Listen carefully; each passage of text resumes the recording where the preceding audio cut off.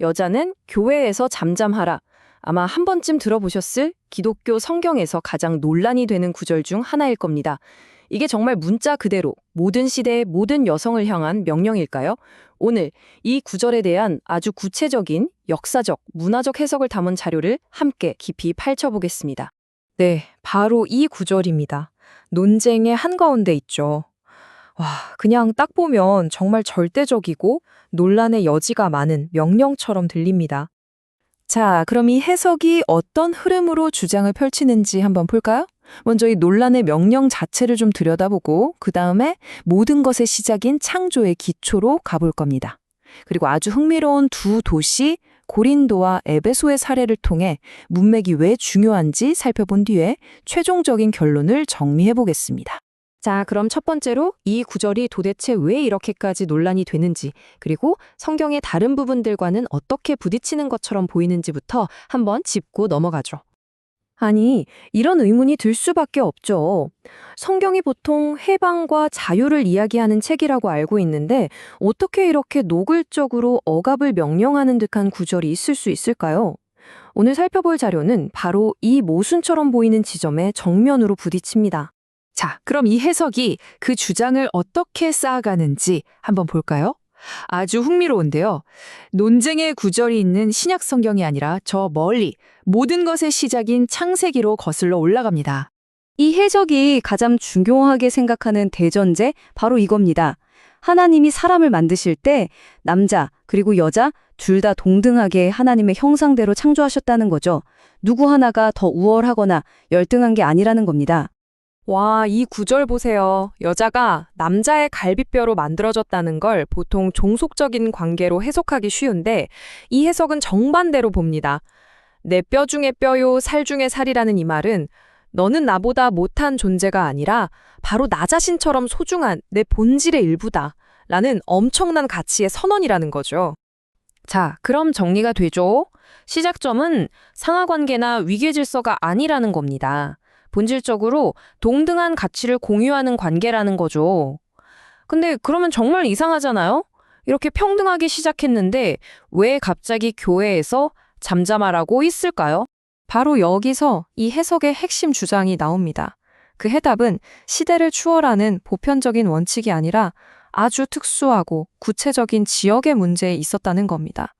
자, 첫 번째 케이스 스터디, 고대 도시 고린도로 한번 들어가 보시죠. 당시 고린도라는 도시가 어떤 곳이었는지 좀 보세요. 어마어마한 항구 도시였고요. 특히 미의 여신 아프로디테 신전으로 아주 유명했습니다. 근데 문제는 이곳의 문화가 성적으로 굉장히 자유분방했다는 겁니다. 신전 예배에 신성한 매춘부라고 불리는 사람들이 수천 명씩 동원될 정도였으니까요. 자, 한번 상상해 보세요. 이런 문화에 평생 입숙했던 사람들이 기독교인이 된 겁니다. 그 습관이 어디 가겠어요? 교회에 와서도 막 시끄럽게 떠들고 갑자기 자기가 예언하겠다며 끼어들고 예배가 완전히 난장판이 된 거죠. 뭔가 질서를 잡을 특단의 조치가 필요했던 상황입니다. 바로 이 지점에서 아주 중요한 언어학적 근거가 나옵니다. 말하지 말라고 할 때 쓰인 원래 헬러어 단어가 랄레오인데요. 이 단어가 그냥 입 열지 마 이런 뜻이 아니라는 겁니다. 이 해석에 따르면요. 랄레오는 제잘제잘 떠들다, 분위기 망치는 논쟁을 하다 같은 아주 구체적으로 무질서한 말을 가리키는 뉘앙스가 강하다는 거죠. 자, 고린도는 이런 혼란 때문이었다고 하고요. 그럼 두 번째 사례, 에베소로 넘어가 보겠습니다. 여기는 고린도하고는 또 완전히 다른 문제가 있었습니다. 에베소는 성적인 문란함이 이슈가 아니었습니다. 대신에 여기는 거대한 아르테미스 여신 숭배의 중심지였어요. 이 아르테미스 숭배 문화는 여신이 최고신이고 종교적인 권위도 여성들이 쥐고 있는 아주 강력한 여성 중심의 종교였습니다.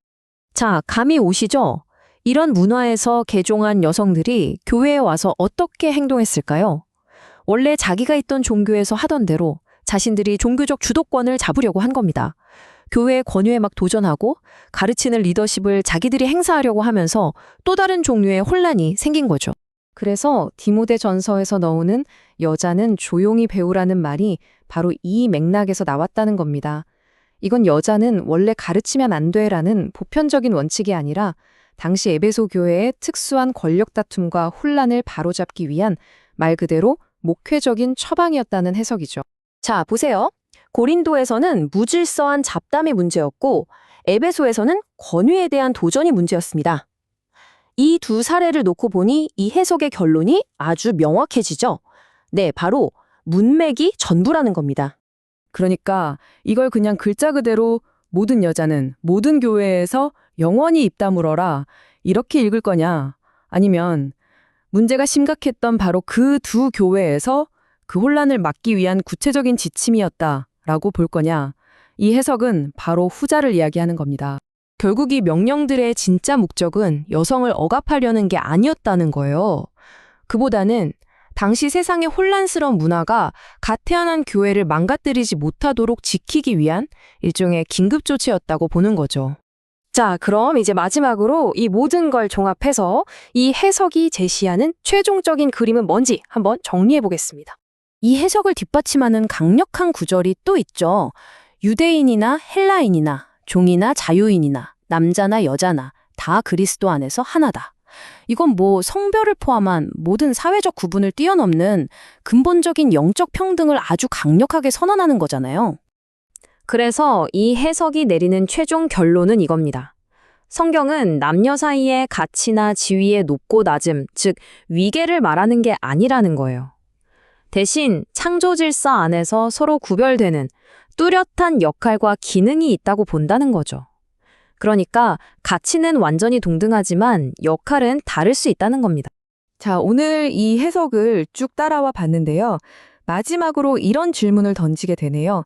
비단 이 주제뿐만이 아니라 우리가 아주 오래된 텍스트를 읽을 때 그 당시의 역사와 문화라는 안경을 끼고 보는 것이 오늘날 우리가 그 의미를 이해하는 방식을 얼마나 또 어떻게 바꿀 수 있을까요?